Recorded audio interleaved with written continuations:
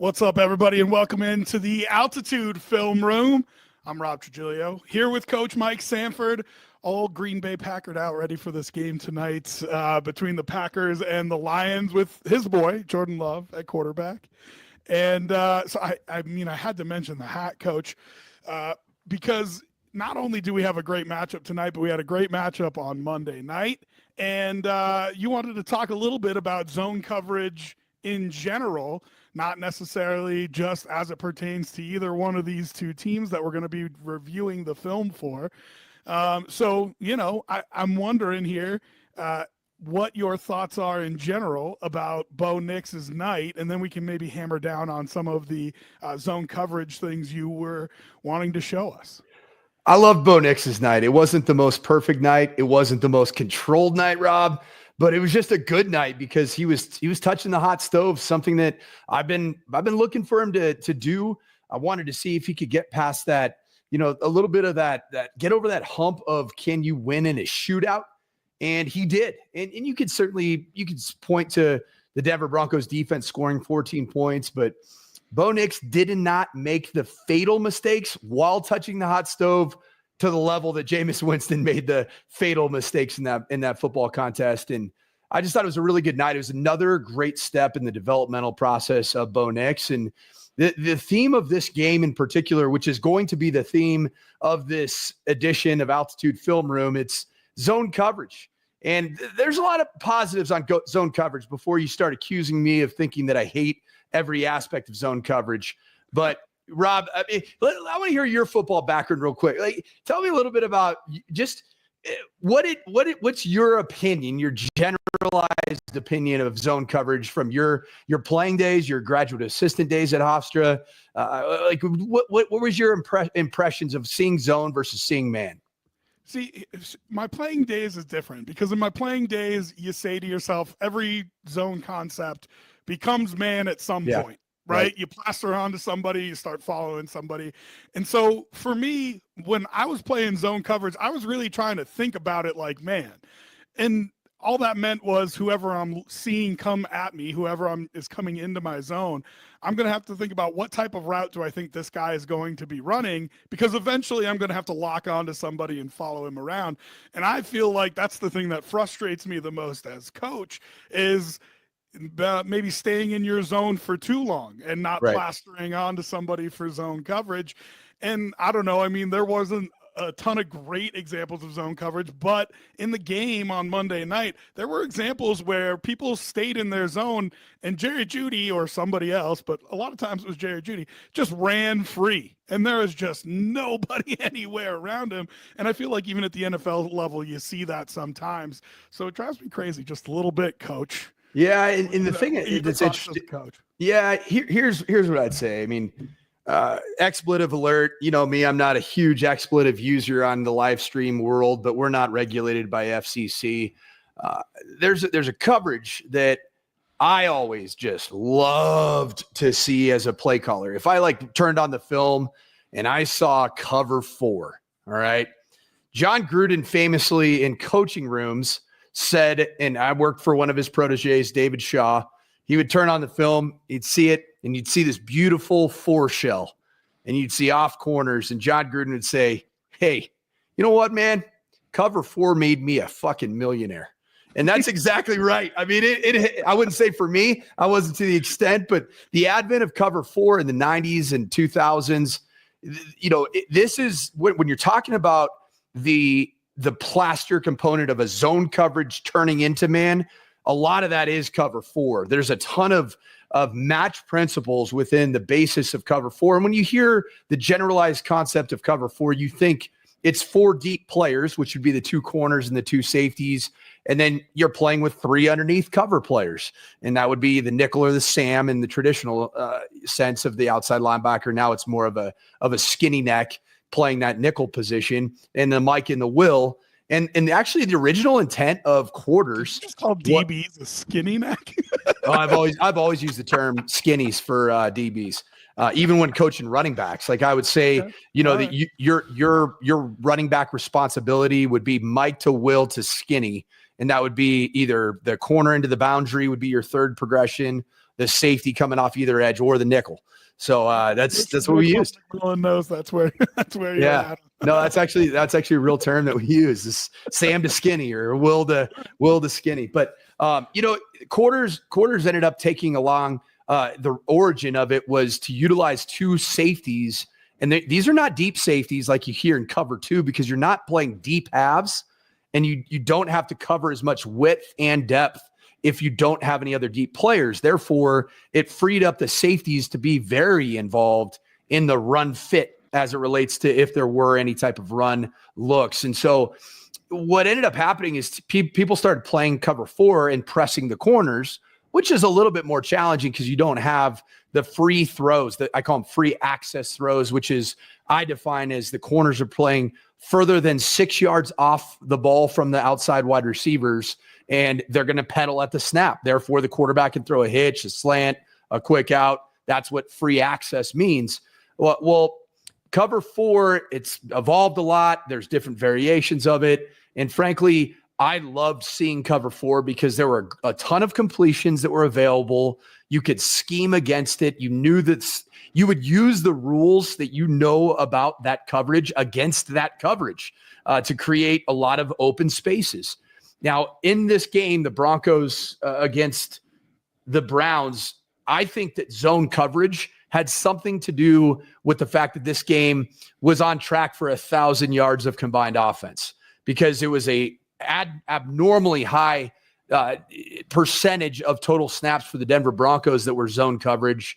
And that ended up being 66% of the overall snaps for this defense were zone. The only game that was in the balance, and meaning that it was a close game, that was higher than that, and I'm talking way higher than that, take a guess. What other game was way higher zone for the Denver Broncos? Probably the Ravens game. Baltimore Ravens, 83% of that game was zone coverage. The other four in between were Panthers, Falcons, Raiders, edition number 2, and New Orleans Saints. What was pretty consistent with all four of those games? At some point in the game, what was going on? The Broncos were up by at least 2 scores, right? Sure. And so you get into that lead and you start playing what people use the term top down, and you stop playing as much challenge, press man with pressure, because you just don't want to give up that one play deep. You're okay giving up the dink and dunk offense, which eats up a lot of clock, and then it ultimately leads to you winning a football game. But we did see a lot of deep shots that got hit during this game versus that zone coverage. Yeah. You want to get into the film here, Coach? Yeah. The interesting thing before the deep shots, and we can pull this film up here, this is the very first Browns play from scrimmage. And one thing that you can note is anytime you're teaching quarterback coverage recognition, you want to start with what does the shell look like? I'm going to kind of move this because let me zoom out 1 second. The other safety's not on the picture here.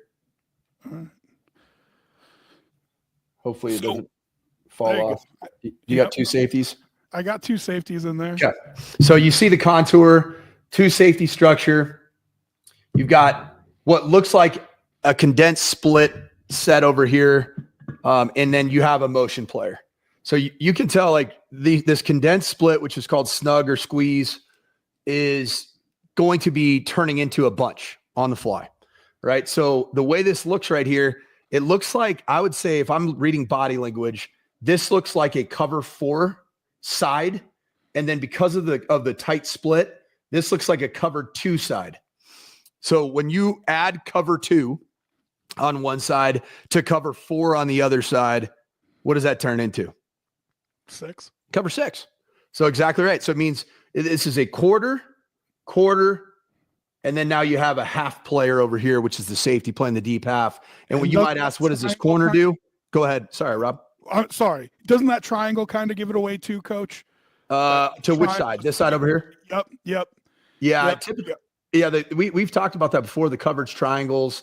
And I'd say typically for me, the triangle is going to be a little bit more. In this case, it's Justice Cernad. And this, I believe, is base because there's 2 tight ends in. So Justice Cernad's playing the Sam linebacker as opposed to a nickel. So Jaquan McMillan, I don't believe, is in the game on this particular snap. You have your 3 down front, your 2 outside backers, your edges, Jonathan Cooper, Nick Benito, and then just a single Mike linebacker. And then really you're playing him as your Sam. It's kind of like a big nickel or Sam, however you look at it. And so that ends up being the corner, which is Levi Wallace. Tough game, tough day at the office. But that triangle that you're referring to is a bit just kind of like the contour of this backer, the corner playing outside of that bunch, which is the squeeze side, and then the safety kind of midpointing it. So you can tell that you've created a triangle right there that will be zoned off essentially. Yeah. So you can see this motion comes across 88. He's that tight end. I forgot his name. It's not Joku. It's the other guy. Is it Austin? I don't know. I can look. Go ahead. Yeah, I know somebody was sitting next to me up in press row was hoping that he got 16 yards for some type of parlay, and it didn't happen. So anyway, that's neither here nor there. It was not me, for the record. But what you can see right here is that on the fly, all right, this was quarters to Brandon Jones. I'm going to go back. Okay, so Brandon Jones is looking. Oh, he would match him vertically if it stayed vertical in 2x2. Now that number 2, the slot receiver to this side, is motioning over here. Now watch how Brandon Jones is playing. Where are his eyes now? He's looking at number 3. So whoever number 3 becomes, Brandon Jones, this is called cross key quarters. All right, so if I'm going to break down this whole coverage, this is cover 6 because it's quarter, and I'll explain the other quarter of that, and then half over on this side. Now this would be 6 field. So to the field side, because the ball's on the right hash, to the field side, you got that. That's your side that's playing as a cloud with cover 2. So you'd say 6 field, and then I use the word tricks. And tricks is a cross key safety that is looking for the release of the new number 3. Whoever it ends up being, he can jump the new number 3. All right. And abandon his zone, coach? Say that one more time.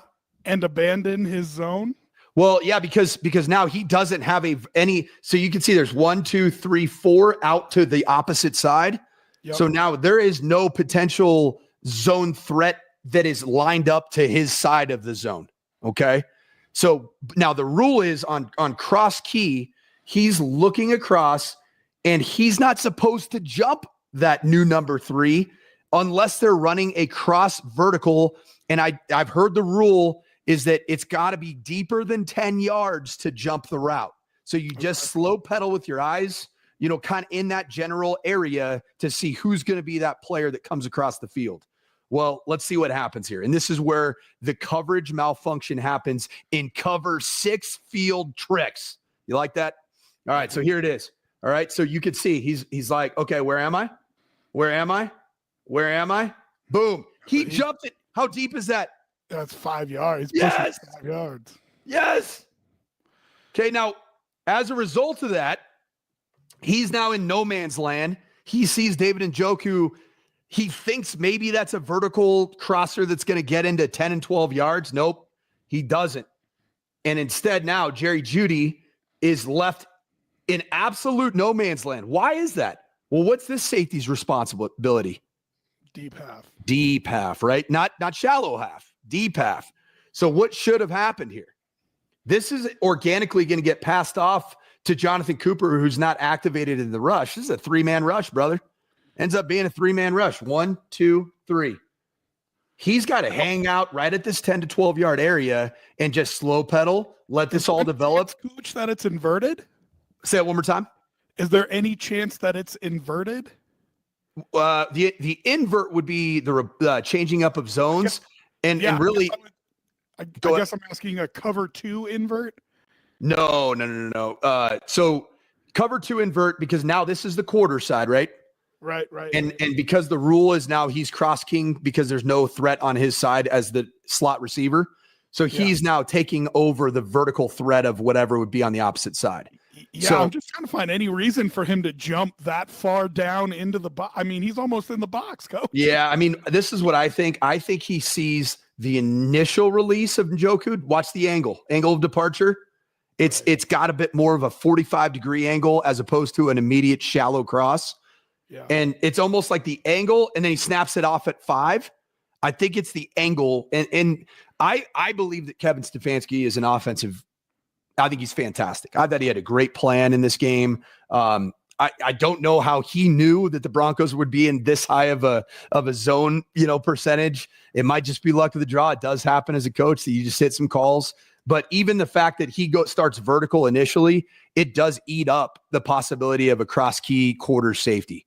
And that's exactly what happens. Now, the thing about Brandon Jones is you can give up the 7-yard gain, right? And if you're playing quarters, the 7-yard gain's okay because you got help right here. But you sure as hell don't want to give up this entire side of the field that you're responsible for. So let's see how it plays out. Jerry Jeudy. I mean, in the National Football League, they measure average separation. Let's see. Yeah, a lot of separation there. You don't have to measure that, coach. You yeah. Drive a Mack truck around him. Yep. I think it's so funny, the average separation thing, because it doesn't take into account like zone or man. It's like just if somebody schemes a receiver into being wide ass open, then it like adds to their overall, like has nothing to do with the route by Jerry Jeudy here. Jerry Judy's just running a line on a playbook page and he got open because of frankly, a coverage malfunction from Brandon Jones. Now, the other thing I want to point to here is the Denver Broncos identity, and I would say a high percentage compared to the league average, is they like playing 5-6 man pressure. So utilize extra people in the pass rush, and they have the athletes to do it. I'd say the multiplicity of body types between Jonathan Cooper, Jonah Ellis, Zach Allen, who's really a pass rushing interior defensive lineman that can also play on the edge and play outside. So they can really funk it up and junk it up.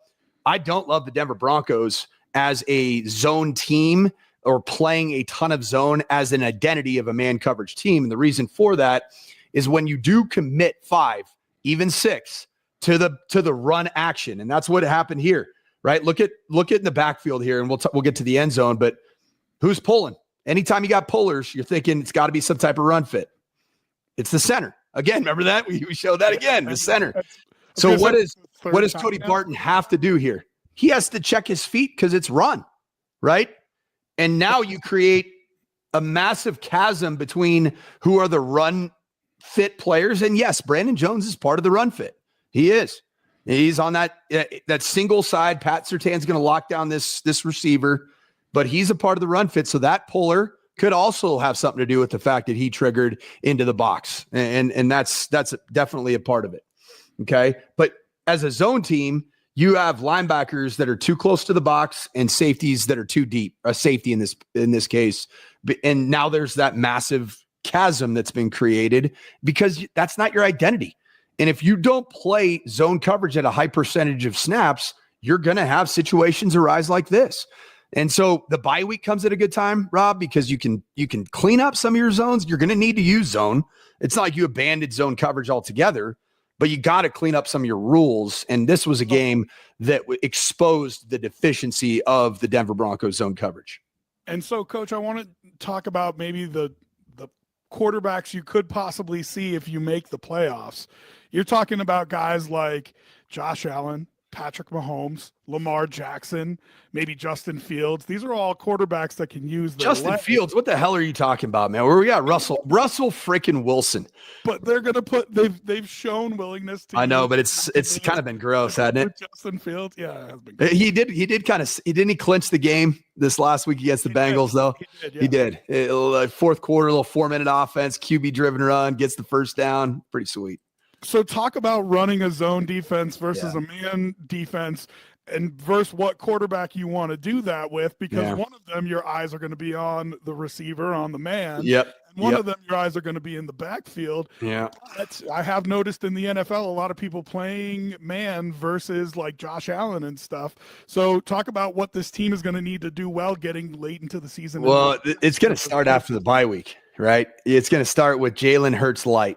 And that's Anthony Richardson, AR5, who's playing for the offensive coordinator, who's the head coach in Indianapolis, that was the architect behind quarterback-driven run going to a Super Bowl in Philadelphia with Jalen Hurts, and that's Shane Steichen. And so, yes, the general consensus is big-time threat with the legs, use zone coverage because you don't lose defenders that are covering down the field with their backs. Their asses are literally turned and their buttholes are facing the quarterback. You can't play the quarterback run, right? So then quarterbacks like that get loose. Now, the Broncos played 83%, their highest by far percentage of zone coverage against the world's greatest quarterback-driven run specialist in Lamar Jackson. How'd that go? Right, exactly. Lamar Jackson, what kind of day do you have passing the football against their zone coverages? Well, and that's why I'm saying is that 158.3. What does 158.3 mean to you? That it means isn't that perfect? I'm pretty sure that's perfect passer rating. Yeah. You cannot play better statistically in a National Football League game. Now, what else can you do against quarterback-driven run? And because you do add a element, but because the quarterback is now a runner, he's a viable runner, so the box count from a defense has to increase essentially by 1. I've always had some issues with junk up the front, get box population, don't play too high safeties, get an extra safety down into the box, and pressure yourself into TFLs on a $30 million a year quarterback. In the case of AR5, he's not that. He's on a rookie contract. But pressure your way into some early tackles for loss and uncomfortable hits on a starting quarterback that I don't know if AR5 is the franchise or not in Indianapolis, but at least today he is, right? That's interesting, Coach, because, I've heard the term mush rush before. Don't get deeper than the deepest, all that kind of stuff when you're talking about these guys rushing.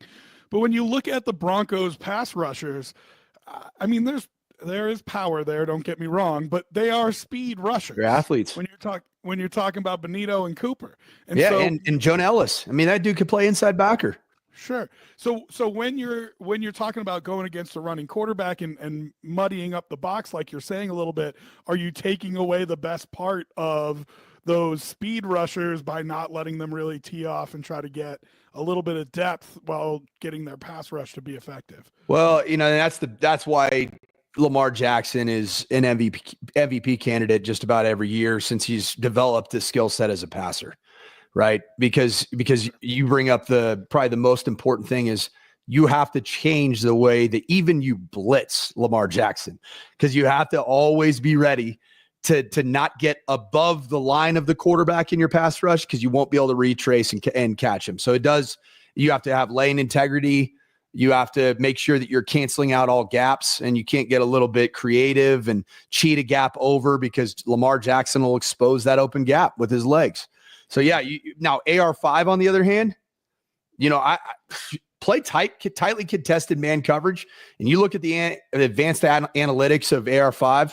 He is arguably it's not arguably in CPOE, completion percentage over expected.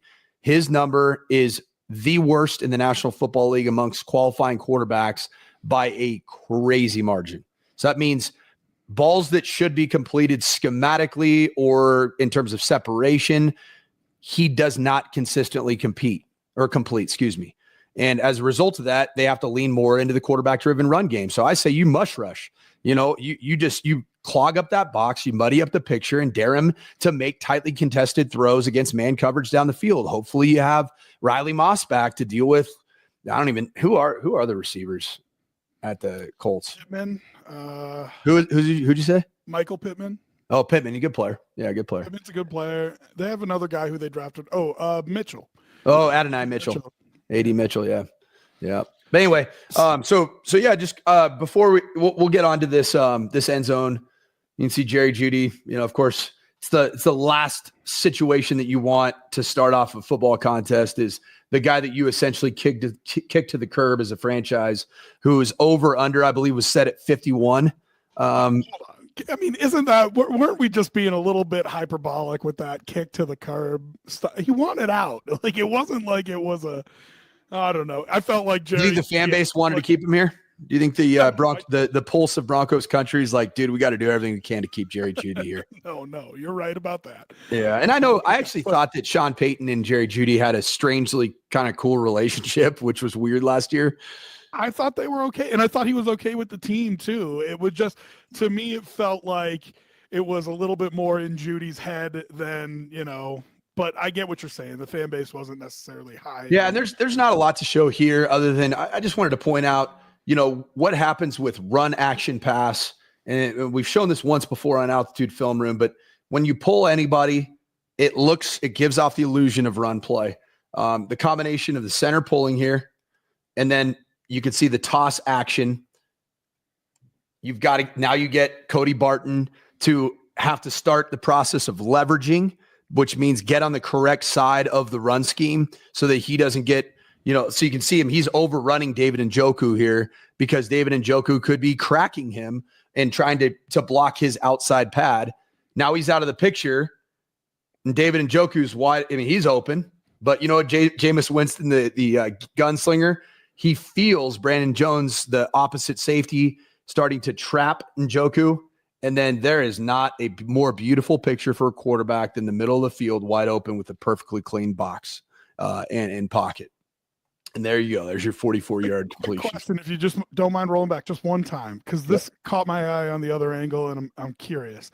Do you think Benito here is bailing out because he's biting on the fake, or because he's covering this back, or both? Oh man, to me, he's breaking down on the fake. Yeah, it looks like he gets run actioned here a little bit. Yeah, that's what I thought. Okay. Yeah, I think he takes the cheese on the fake, sees the guard pull, and he's thinking TFL. Now I don't know what his rule would be. Obviously, if that ball's actually pitched, he certainly doesn't continue on his path, and so I think he just takes the data that he had, and that's polar plus running back running a toss action. It might as well play run first, right? It's always run first, and especially on a first and second down. Sure. That's a good point. Yeah, I saw it on the other angle, and I just thought to myself, I wonder if he is responsible for covering that back out of the backfield, because we even saw in this game he's great in coverage. There's no doubt about that. Or if this was just a situation where he bit on the fake. The other end kind of doesn't really rush either. Well, Jonathan Cooper. So I think this ends up being it's kind of a funky front. Ends up being I used to call this like an under 4-eye. So we've used this so under front means the shade is to the strength, which is now the 3-by bunch side. And usually in an under front, this defensive end is a 5 technique, but now he's kicked down into a 4-eye, and you have another 4-eye on the opposite side, meaning inside shade. And so you can see that it appears that he's just a contained player. Right. And because Benito's the fourth rusher in this element, he's the fourth element in this pressure. He is technically in pass. He becomes the flat player over here. But I wondered if is it their responsibility is whatever side that back goes to, one of them picks. Yeah, it could be. Well, it's zone though. You know what I mean? It's because it's zone. It's not like a banjo. That would be like a cover 1 peel or a cover 0 peel, which is man coverage. And if the back free releases to your side, you got him, and then the other guy can rush. In this case, I really do believe, because it is cover 6 field tricks, I believe that he is the boundary flat defender, because there's nobody else, right? Because technically Brandon Jones is supposed to match number 3 vertical, which should have been Jerry Jeudy. And then really Jonathan Cooper would have this flat, which is the shallow cross coming from 3 by side. Gotcha. Okay. All right. Well, let's switch, Coach, and start talking a little bit about Bo Nix.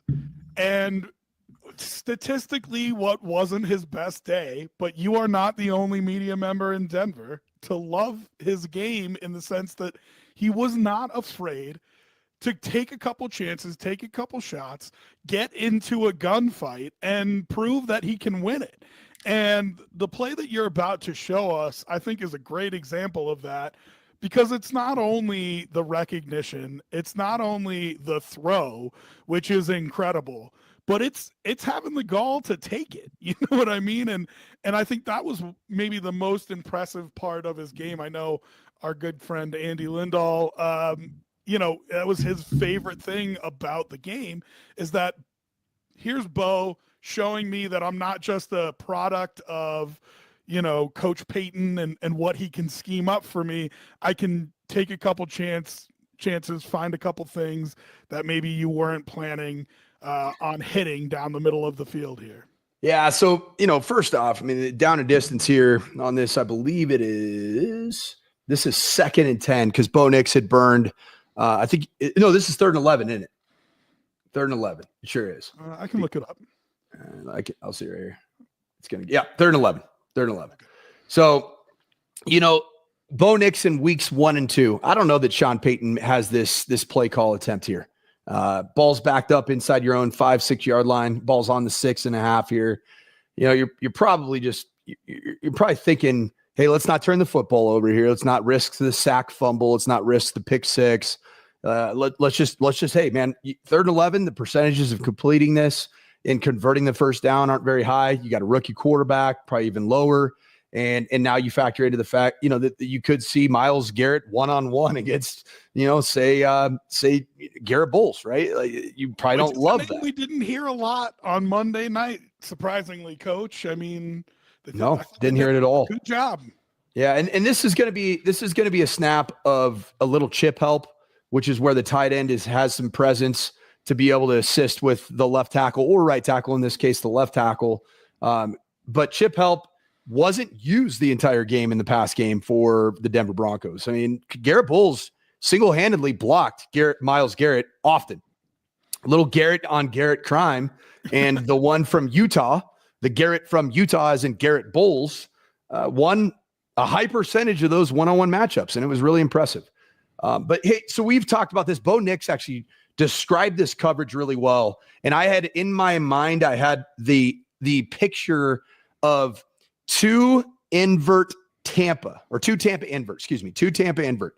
Now, just to explain what two Tampa would be. All right. I think we have shown this before, but okay. So two Tampa would be, this safety is a deep half player.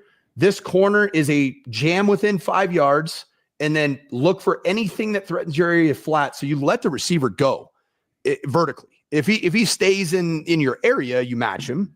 But once he runs past 7 yards, you jam him and you let him go because you have a safety help over the top.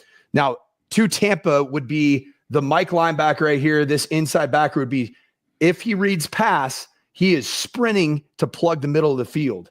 Now, this safety here, number 12, he would also be getting that deep half, and the corner here to the boundary would be doing the same thing, which is jam Cortland Sutton and flatten off about 5-6 yards and play anything into the flat with the safety playing over the top. Now, what invert is if I hear two Tampa invert, and I'm breaking down film, and I've been doing this for a long time with breaking down film, and so have you, Rob. You did it. When I hear two Tampa invert, that means that actually you're inverting, you're switching the responsibility into Tampa between the corners and the safety. So what that means is this corner is now going to bleed inside and midpoint the number 2 receiver and the number 1 receiver and play that deep half. The safety is going to swoop down and replace the corner in that flat area and probably try to look for any type of kind of minor jam. In college, you can jam at 8 yards. Pro, you can't. But you want to get down into that area, and it would happen on both sides. Well, Bo was absolutely right that this was two Tampa invert, but when I watched the film on all 22, I was expecting both safeties to be coming down at the snap. This was actually two Tampa invert, and it was usually I call it field or boundary because I'm a college guy, but in the NFL, they deal with tight ends. So it was two Tampa invert weak, okay? So you could see what that means. All right, so instead of both safeties switching responsibilities with the corners, it's the actual weak side or the passing strength, which is two skill players, meaning two wide receivers. And then to the tight end side, you actually do have normal two Tampa rules. So one side is two Tampa, the other side is two Tampa invert. All right. And that would be the weak side is inverted away from the tight end. Real quick before you get deeper into the play itself, just talk about why you would invert a coverage like that, Coach, because it's confusing. It's confusing for a quarterback because it gives there's a lot of basic coverages, cover 2, cover 4, cover 3. There's a lot that goes into recognizing the look of it pre-snap. When you start adding all these varieties and you play combo coverage, one side is this, the other side is that, typically quarterbacks, like have a processing malfunction. And then that's how you get a quarterback to throw a ball errantly into a bad window. So you can see here, this is the invert side. Look what this corner does. Not only does he bail, but he's supposed to midpoint and play this deep half. And when you heard, I believe it was yesterday, it was released, the Harrises, like the We Are the Harrises or the Harris podcast, you heard Shelby Harris talking about this should have been a pick. It wasn't a pick, so it doesn't matter. But it really should have been a pick, if I'm going to be honest. This is a poor job by this corner. Is that Denzel Ward, 21? I say, and he is a great corner. Elite. He's just a little bit late here getting to his responsibility. Okay, so once again, so you end up getting the kind of the nickel and then the safety. They're kind of inverting. So what happened is the safety is now playing more of the underneath picket fence, and the corner should be hauling ever living butt to midpoint this. And if he overdoes it, then who's wide open on the outside? Troy Franklin, right? Which you can see is pretty close to happening there. I was going to say, which does happen anyway. Yeah, it sure does. To be honest, this is a roll of the dice coverage that has some downfield issues, especially if you don't get home and you have a quarterback that identifies it properly.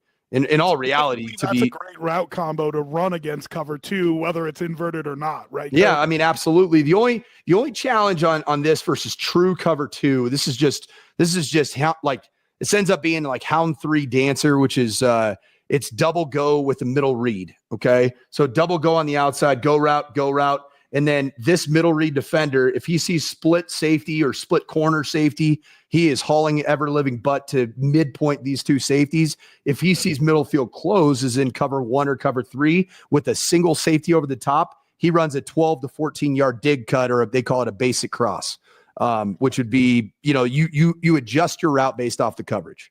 Would you also send him to challenge that safety too as another option there, Coach? What do you mean by challenge? Middle field close, would you just have him run his route straight at the single field safety as deep as he can and then turn it around? So the hard part about that is putting it at 12 or 13, just the coverage recognition piece. When you modify a route, when it's a read route, you want to keep the rules as copacetic as possible so as to not confuse the quarterback with the receiver's read. So in the West Coast offense, there aren't a ton of route modifiers where they change based off coverage. One of them is the middle read, and it's pretty standardized across West Coast offenses, Sean Payton being one of them, that middle field is wide open. You're splitting them with basically an inside post. Middle field close. You see that middle field get closed by a deeper safety than you, then you break it off flat at a 45-degree angle, a 90-degree angle, and you run the base across 12 to 14. Then the quarterback knows where you're supposed to be. And then to your point, Coach, I mean, you're pointing out Franklin down at the bottom of the screen. That is your throw there in that situation. Probably a touchdown too. Yep. No Probably a touchdown too, no doubt. But yeah, you can see. So it's the end zone copy for me on this one. I mean, it's made the rounds on social media, so I don't need to beat it up too much. Everybody's seen this clip probably. If you're an ex guy, you've probably seen it 100. That's pretty awesome, by the way. Yeah, let's be honest. Okay, so here's the real joy right here. So I love this from Bo. Okay, so ironically, he ends up taking, I think it's a 5-step drop from gun. 1, 2, 3, 4, 5. Get a little. I wouldn't say that's like a dirty pocket by any stretch of imagination. Platform. Remember we talked about this like 7 weeks ago. There were times where he wasn't in this spot of clean base. He looks composed. He looks relaxed. Boy, isn't it wild what confidence can do for you as a quarterback. And that's what's been growing on a weekly basis. And that's why I see things that I didn't see at the combine in terms of our arm talent. Because I don't know that Bo Nix was the confidence level that he is today when he was going through the process of being called the distant 6th quarterback in the draft class at that time. I really do think that Sean Payton, this situation has done wonders for this young man's confidence, and he's done wonders to build his own confidence by playing within the system and taking the week that comes in front of him as it comes, and whatever he needs to do to win a football game, he's been doing it at a much higher clip than he has in the opposite of it. And we just got a couple more minutes here, Coach, but I feel like just real quickly, that is something, like you said, since we did our last film breakdown of this, a lot quieter in the pocket, yep. A lot better footwork, better mechanics. And, you know, one of the main things you showed was him redlining. This isn't even a red line throw for him, it doesn't look like to me. No, it looked so smooth. I love how he ends up getting into a great spot where it's that back foot is driving off right here. And I always say you want mental weight on the inside ball of your foot, and you want to be able to create ground force production from the ball of your foot up through your hip, which transfers that weight into your elbow, wrist, and now all of a sudden you got the ball jumping the freak out of his hand, which is what it was. I mean, it's actually a perfect spot in the field because he's right on the line of that end. Yep. Look at his feet. Perfectly. And I mean, it's beautiful. Yep. And then let's see if we can kind of catch there it is. So there's that Tampa runner. So it's got to be firm enough to get over. It's got to be enough arc to get over that Tampa dropper, but firm enough to get away from that kind of that inverted cover 2 corner that's changing responsibility with the safety. I mean, you are talking nanometers away from being intercepted, but that's where it all matters, where your bottom half matters in terms of the throw, and the rest is history. And I think that was a play that gave Broncos country the utmost confidence. And I don't think that when you saw that, even myself, you're like, you know what? I'm done. I'm done trying to be the naysayer. I'm done looking at the advanced analytics. I'm done trying to prove my point right from what I saw at the combine, what I saw in Senior Bowl. I'm done. He's playing unbelievable football, and the marriage between him and Sean Payton is absolutely perfect. And it's growing. And the beautiful thing about it is it's going to get better and better every single week. Real quick, Coach, before we leave, I mean, Denzel Ward going for that pick. If you're his coach, aren't you telling him, like, listen, you're playing safety here, buddy, not corner? Do you mind making that tackle instead of going after the pick like that?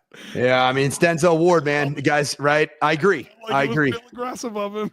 Yeah, but I think a defense coordinator's probably, just Kevin Stefanski probably a little meeting with his defense coordinator, say, why are we playing 2 Tampa invert strong where there's holes all over it and you can give up a 93-yard touchdown?